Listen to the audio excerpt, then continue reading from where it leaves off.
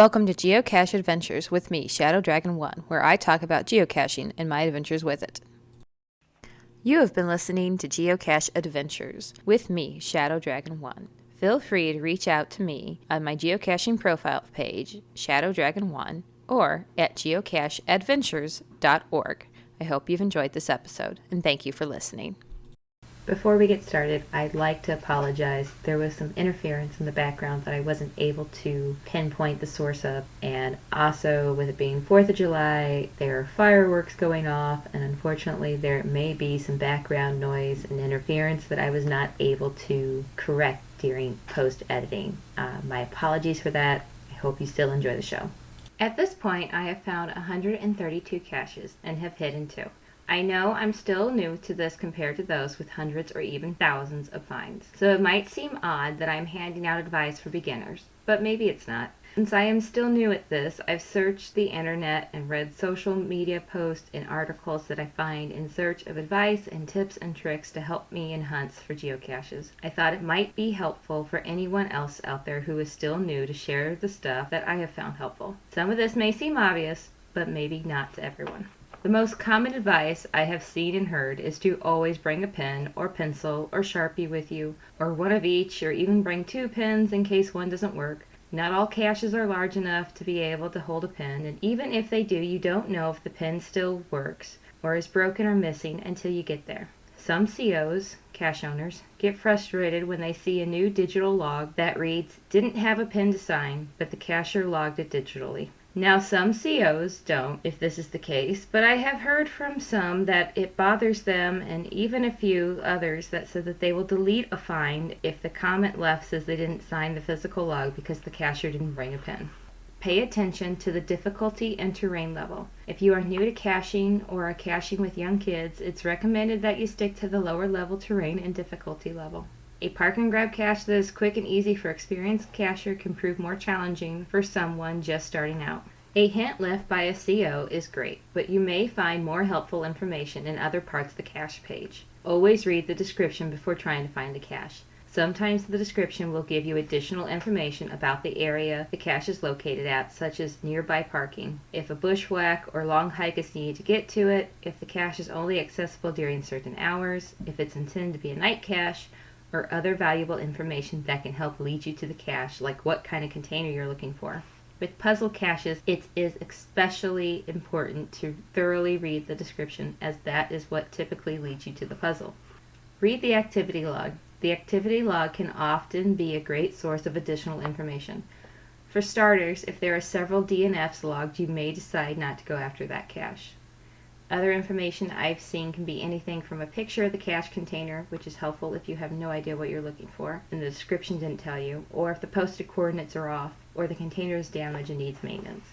If you are writing a log, be mindful before posting a picture of the container. Some COs will post in the description that they do not want pictures of the cache posted and will remove them if posted. So please be mindful of that. If you do post a picture of the container in the log, don't post one of it at the spot you find it. Remove it from its hiding spot first and then take your picture if you're including it in part of your log. Reach out to other cachers. Whether you have trouble finding the cache, solving a puzzle cache, or just need some advice, reaching out to other cachers is a great tool. You can always message the cache owner or someone who has previously found the cache if you're looking for a hint or have a question about the cache. I have done this a few times and usually can get a response from either the CO or another cacher if I'm in need of a hint or help solving a puzzle. Do keep in mind that if you are out at the cache and send them a message, they may not be able to respond to you right away. It's possible you may not hear back at all, but there's no harm in trying.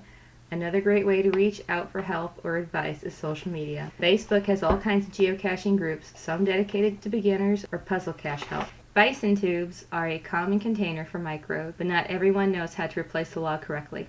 When you replace the log, roll it up and place it in the lid and then close it up in the tube. This prevents the edge of the log from getting jammed up in the threads. I had found a handful of such containers before I came across this tip on Pinterest. The next time I came across a bison tube, I tried the tip, and it was so much easier to get the cap on because the log didn't get in the way.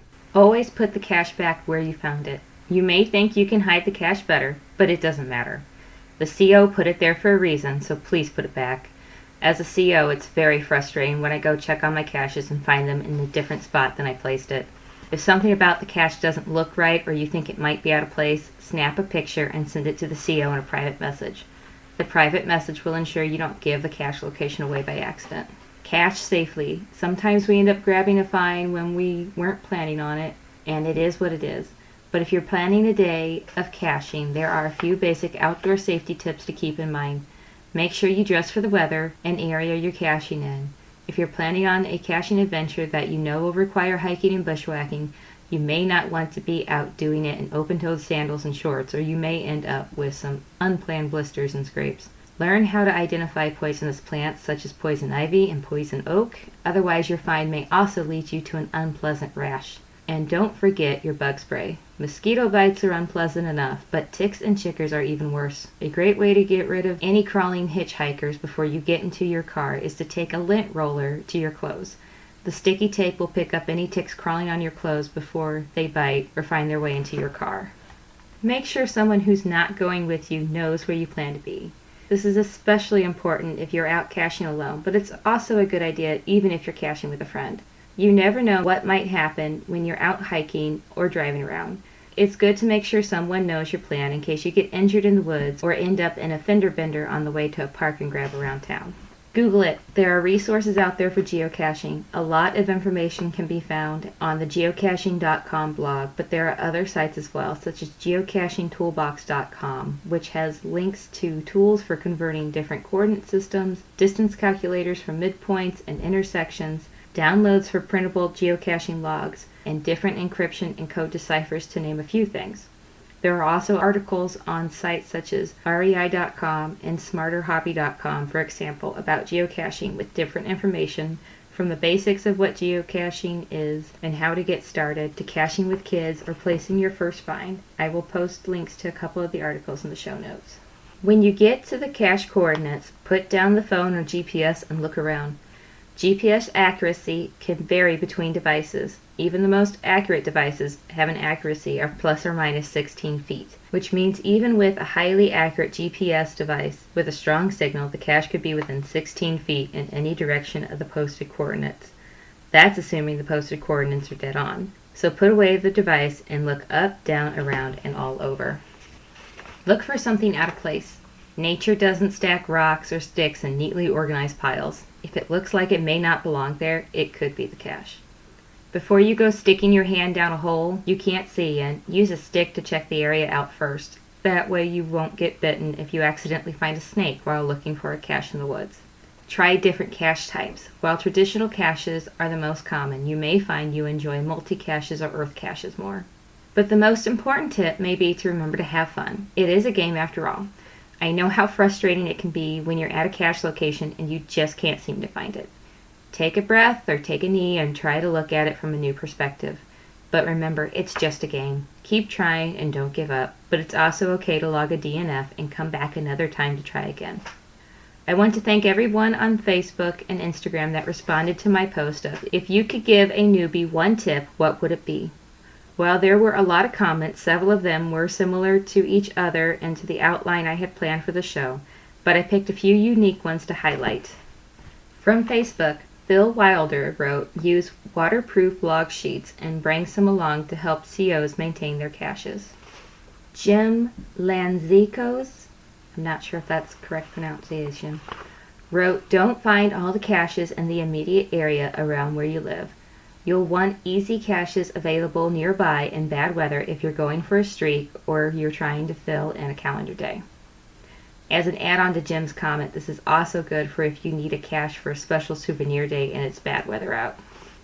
Kim Smith Riggs wrote, main thing we are told by cachers when we first started, if you really enjoyed a cache, it was more fun and creative than an average pill bottle in a bush. Please write a little bit more than TFTC. I know us COs love it when people log a bit more, especially if we've tried hard to make it more fun to find than average. You don't need to write a story, although those are fun too, but like 1 or 2 sentences about it is always nice for the CO, and even cachers behind you also. Happy caching, you'll be hooked fast.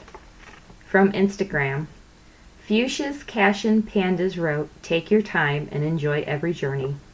Gardener Chick 13 wrote, "After you search for 30 minutes, try shutting your eyes, open them, and it's usually right in front of you." Warning, this part of the show contains spoilers for the cache that is about to be discussed. The cache was called As Easy as It Gets number 2. Cache ID GC4TVMB. Difficulty rating 1, terrain rating 1. The description read, "This is a simple park and grab. It is wheelchair accessible. It is a perfect cache for beginners. Good luck and happy caching. Congrats to N0WNV on FTF. Hint, none needed, but if really necessary, can you give me a light?" While out on a recent caching trip, I stopped on the way home and picked up a lamppost cache. When I scrolled through the activity log, I noticed that it was a recent hotspot for newer cachers. A lot of people had commented that it was their first find or how hard it was and how long it had taken them. My first instinct was to think of how easy it was, but then I thought back to my first lamppost cache and felt differently about all those logs. When my son and I set out to find our second ever cache, we targeted As Easy as It Gets number 2. I figured it would be quick and easy. After all, it was in the name. The cache coordinates led us to a lamppost in a CVS parking lot. We parked nearby and walked over. We got to the lamppost and had no idea what we were looking for. I looked up and down the post for a magnet, but didn't find one. We looked around on the ground and didn't see anything. I finally thought to look through the activity log and found a picture someone had posted of them holding the cache, which was a small prescription bottle. I stood there with my son, at a loss as to what to do, feeling discouraged. The thought of, if I couldn't figure out a 1-1 rating, how was I supposed to find any cache at all, running through my head. I took a breath and tried again. I knelt down to get a different perspective and realized the skirting around the base of the lamppost was loose. I lifted it up, and there it was. We found the cache. My son pulled it out, and I signed the log for us. The park and grab took us a good 10 minutes to find, and now we can find them in seconds. You've been listening to Geocache Adventures with me, Shadow Dragon 1. If you enjoyed this episode, please take a moment to leave a review wherever you listen to podcasts or on the Facebook page. Do you have a topic you'd like to hear discussed? Do you have a geocache adventure you would like to share for the Cache Highlight? Would you like to be a guest on the show? Reach out to me at geocache.adventures.podcast@gmail.com or on the contact page at geocacheadventures.org. You can also check out Geocache Adventures merchandise by visiting the store page at geocacheadventures.org. Thank you for listening, and I hope you've enjoyed this show.